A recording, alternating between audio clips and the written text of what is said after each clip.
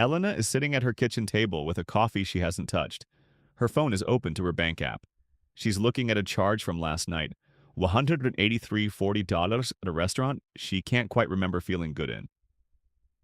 The week had been brutal. A client call on Monday that went sideways.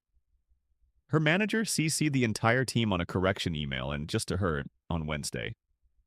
Thursday, she sat through a 2-hour meeting that could have been a message, and by Friday afternoon, she had nothing left. So, when her coworker said, "Let's just go somewhere nice," Elena said yes before the sentence was finished.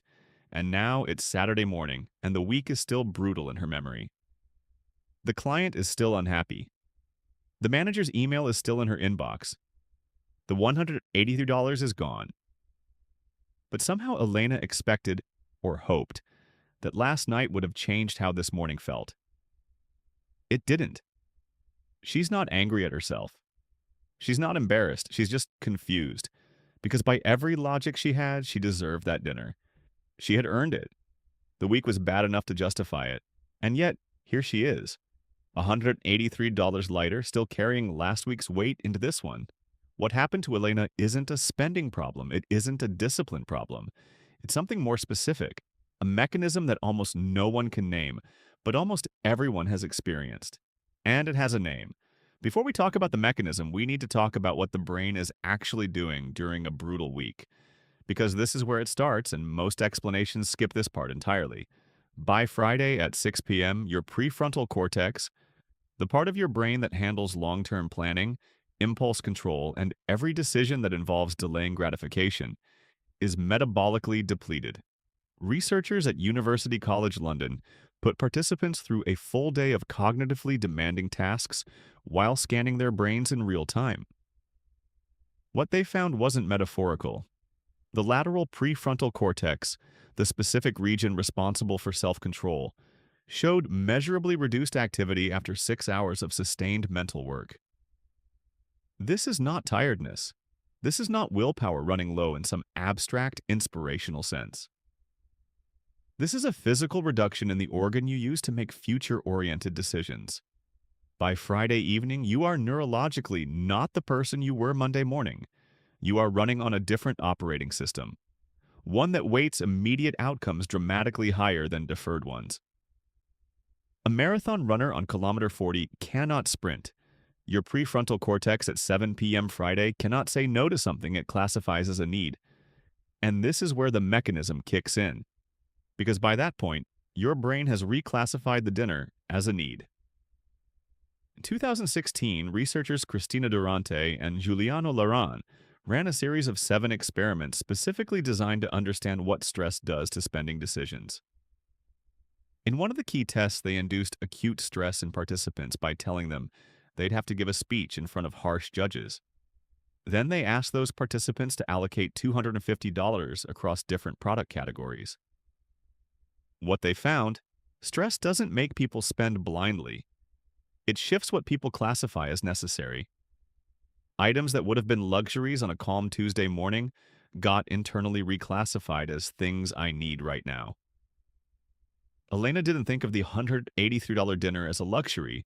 She genuinely, honestly experienced it as recovery, as repair, as something the week had created a debt for, and this was the repayment. The brain isn't lying. It's doing exactly what it was built to do under stress. Identify the fastest available path back to feeling okay. The problem is that the fastest available path and the most effective path are not the same thing. And this is the mechanism. Your brain keeps a running account of suffering. When that account gets large enough, a week of bad meetings, a manager who CC'd the whole team, a client who won't respond, the brain converts that balance into what feels like earned credit. Permission. A right to immediate relief. Call it the suffering premium. The suffering premium is the automatic conversion of accumulated stress into a perceived license to spend. Not because you're weak, not because you have bad financial habits, because your brain is performing a transaction it genuinely believes is fair. You suffered. Therefore, you are owed something that feels like not suffering. The transaction feels logical. The receipt is real.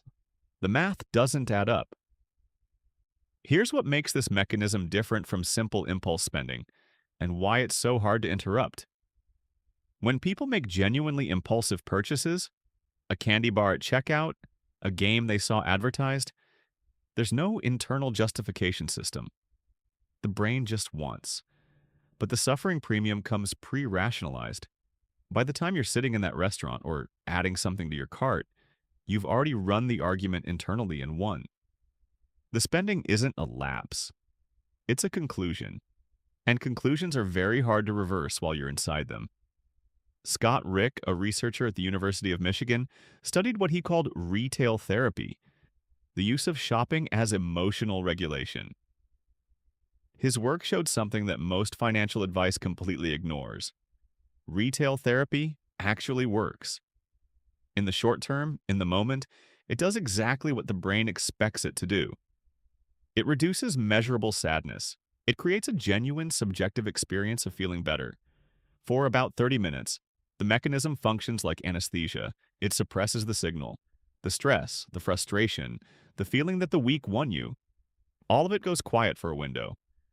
Not because the cause is addressed, because the brain has found something to pay attention to instead. And crucially, because the act of choosing, the decision-making itself, restores a feeling of control. This is the part most people miss. The suffering premium isn't primarily about the thing you buy, it's about the act of choosing it. Your boss controlled your Monday, your client controlled your Wednesday, the email chain controlled your Thursday. But in that restaurant, in that store, on that checkout page, you are the one making the decision. Nobody can override you. The choice belongs to you. Rick's research found that sadness, and the kind that follows a brutal week, is biologically linked to the feeling that your environment controls you. Shopping breaks that feeling. For the duration of the transaction, you are in charge of something, which is why the suffering premium is hardest to interrupt at exactly the moment when you most need to interrupt it.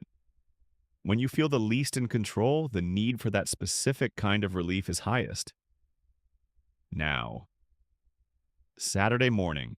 The anesthesia has worn off. Marcus goes through this every 2 or 3 weeks. He earns $67,000 a year, which sounds like enough until you see where it goes. Rent takes $1,640. Car payment, insurance, gas, another $800.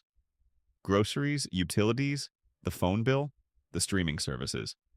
The fixed costs alone consume about 64 cents of every dollar he earns before he's made a single choice. What's left? $24,300 a year.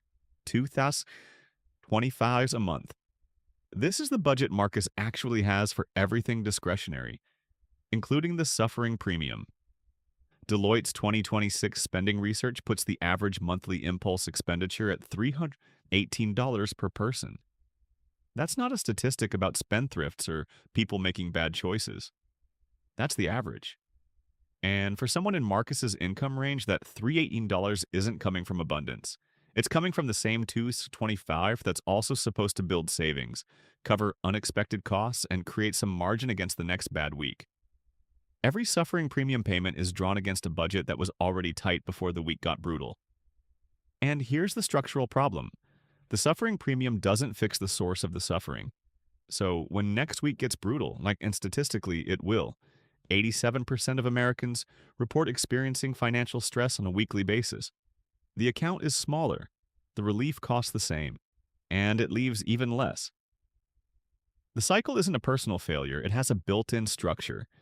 If you've ever felt like you're working hard and somehow falling further behind, not dramatically, not catastrophically, just subtly, persistently, this mechanism is probably part of the reason, not all of it. But a tax you're paying that you can't see clearly because it doesn't feel like waste. It feels like recovery. The suffering premium has a variant that looks responsible. It might be the most expensive version. Researcher Monica Lisjak at Arizona State University studied what happens when people choose compensation that matches the domain of their suffering. If you feel bad about work and you buy something work-adjacent, a professional book, a better desk setup, a course, what happens to your state of mind? The intuitive answer is, at least it's useful. At least it's an investment. The actual finding, It makes things worse. When you compensate in the same domain where you suffered, the purchase becomes a visual and psychological reminder of the source of the stress. The productivity planner sitting on your desk at 9 a.m. Monday doesn't signal that last week is over. It signals that last week is still the context. It keeps you inside the problem while pretending to solve it. This is the paradox of the responsible suffering premium. The person who buys a business book after a brutal week at work isn't making a better choice than Elena with her dinner. They might be making a worse one because the recovery they're hoping for doesn't arrive. The book is there. The stress is still there.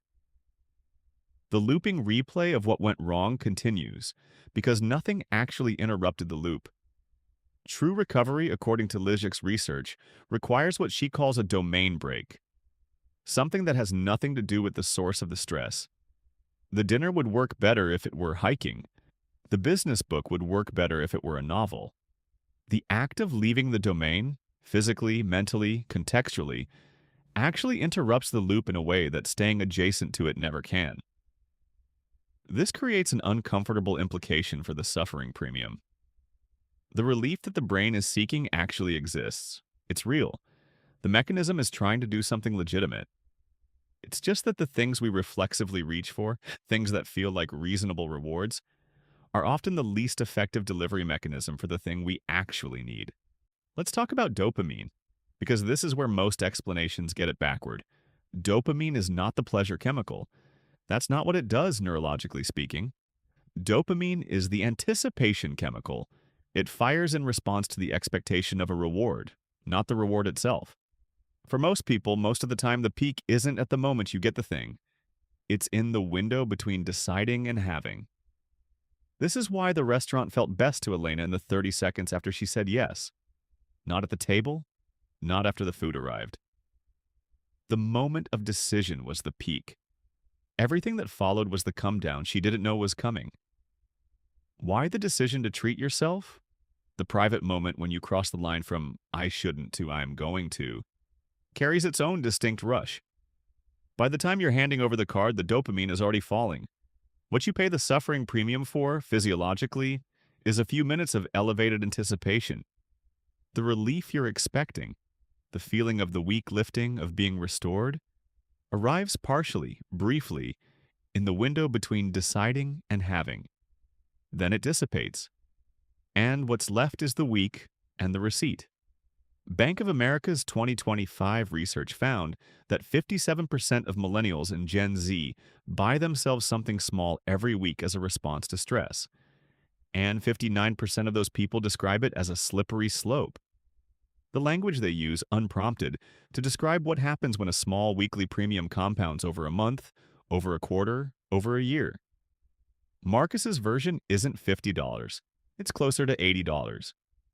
He's never calculated the annual number. A weekly $80 suffering premium is $160 a year. At his income, that's more than 17% of his actual discretionary budget. Not the gross income.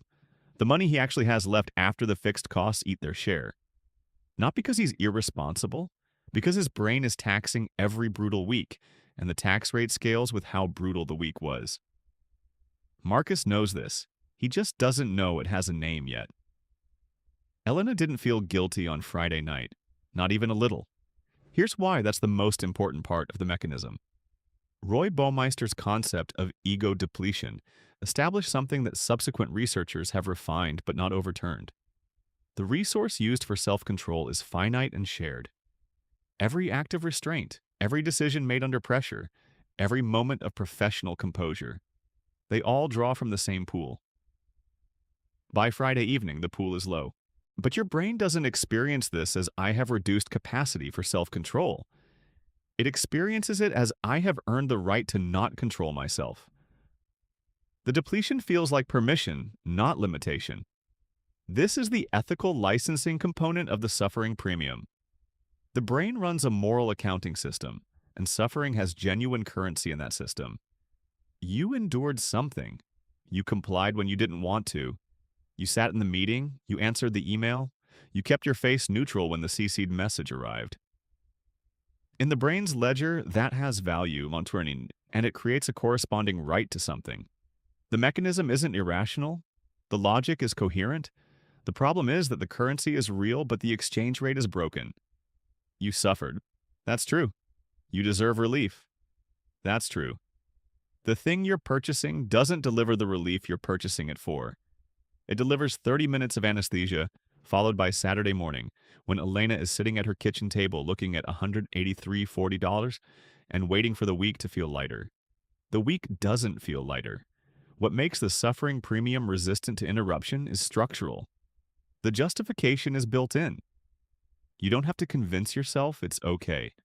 The brain has already done that work by the time you're deciding. The ethical license is pre-approved. And what makes it specifically destructive for people in Elena and Marcus's income range, $35,000 to $85,000, is the math. Housing and transportation alone consumed over 50% of average budgets in 2024. Food, insurance, and basic utilities bring that number to 83.7 cents of every dollar. What's left, 16.3 cents, is the entire budget for everything that isn't fixed, including the suffering premium. When that 16.3 cents becomes the funding source for stress relief that doesn't actually relieve stress, the buffer shrinks every week. And a smaller buffer creates more anxiety about the buffer, which looks to the brain like more suffering, which generates more premium. This is why it feels like running in place. Not because the income is wrong or the choices are wrong in any moral sense. Because the mechanism is extracting a tax from exactly the part of the budget that was already the thinnest. The Saturday morning moment, Elena at the table, coffee cold, phone open, isn't a moment of failure. It's the only moment in the entire cycle when the prefrontal cortex is actually back online. Sleep does something that willpower can't. It restores the metabolic resources that the week consumed. The cortisol from Friday is lower. The dopamine from the anticipation of the dinner is gone. The brain is running its full operating system again, including the part that can look at a $183 charge and ask honestly, did this actually help? Not, should I have done it? Not, was I weak? Just, did it work?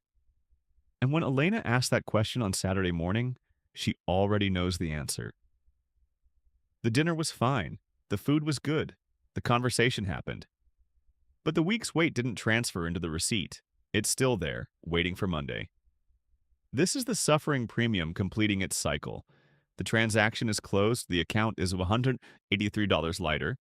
The source of the suffering, the manager, the client, the meeting, is unchanged. Next Friday, the same mechanism will be in place, running the same conversion, and the credit line will be drawn against a slightly smaller buffer. The mechanism isn't a character flaw. It's a system running exactly as designed, in a context where it was never designed to run. The mechanism makes more sense in a world where stress was physical and short, the kind where surviving something was followed by actual relief. In that context, a reward after suffering would close the loop. In this one, it doesn't.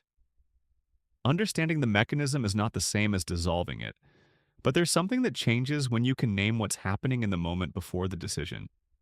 Not after, not on Saturday morning, but on Friday evening when the prefrontal cortex is depleted, and the credit feels real and the dinner sounds like exactly what the week owes you. Not, I shouldn't do this, but I'm watching the suffering premium activate.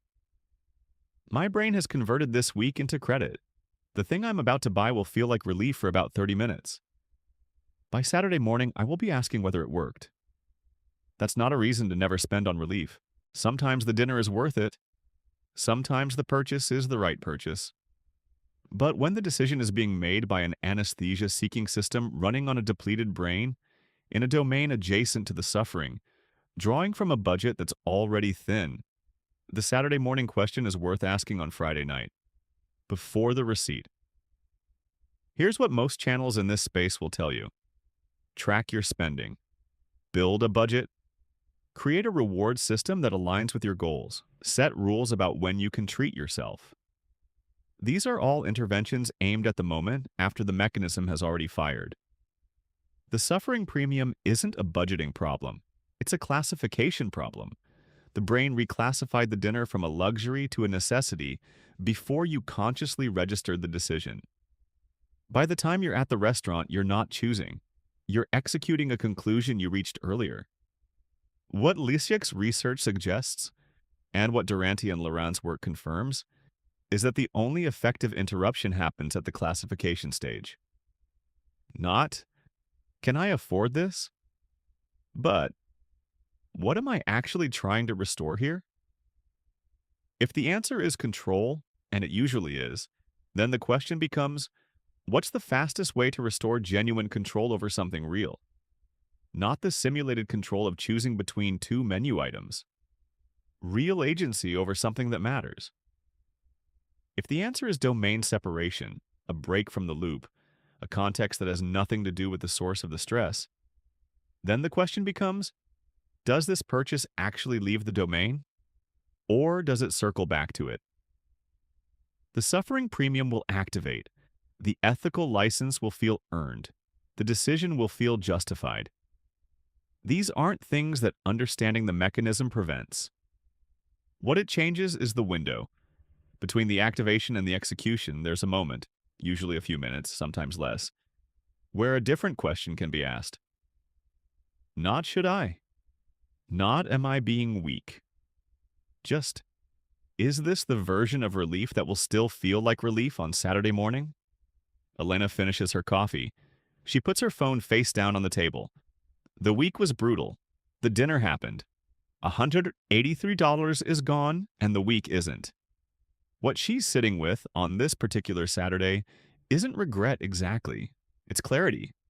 The mechanism is visible now in a way it wasn't on Friday evening.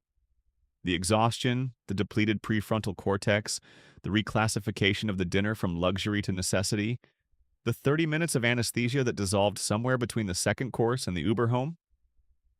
She can trace it now, forward and backward, and see it for what it is. A tax, paid automatically, for a service that doesn't deliver what it charges for. The suffering premium doesn't make you irresponsible. It makes you human, running an ancient piece of neurological hardware in an environment it wasn't designed for.